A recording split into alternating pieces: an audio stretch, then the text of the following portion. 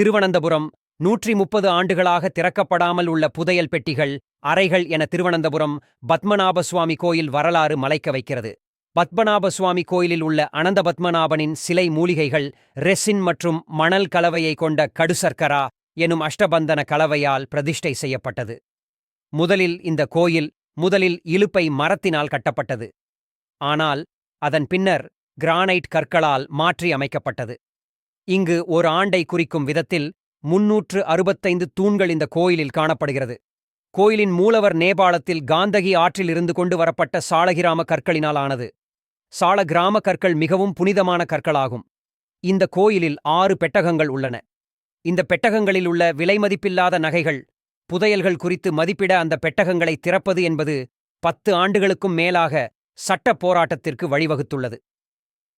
கடந்த 2017 ஆம் ஆண்டு கோபால் சுப்பிரமணியன் தலைமையில் 7 பேர் கொண்ட குழுவை உச்ச நீதிமன்றம் நியமித்தது.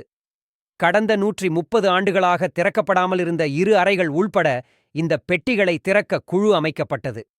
ஒரு பெட்டகத்தை கோபால் சுப்பிரமணியம் குழுவினர் திறந்து பார்த்தபோது அதில் தோராயமாக 1 லட்சம் கோடி மதிப்பிலான நகைகள் கண்டெடுக்கப்பட்டது. திறந்த அந்த ஒரு பெட்டியில் நெப்போலியன், ரோமன், பிரிட்டிஷ் காலத்து தங்க காசுகள் கொண்ட பைகள் இருந்தன.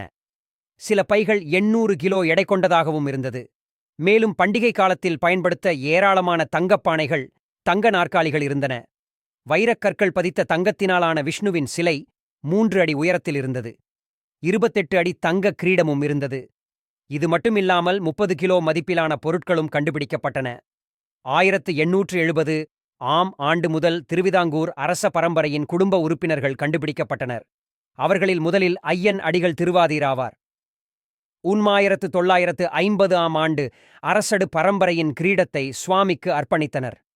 இதன் மூலம் சுவாமியே மகாராஜா, ராஜவம்சத்தினர் அனைவரும் அவரது சேவகர்கள் என்பதை உணர்த்துவதற்காக அவர்கள் இதுபோல் செய்தனர்.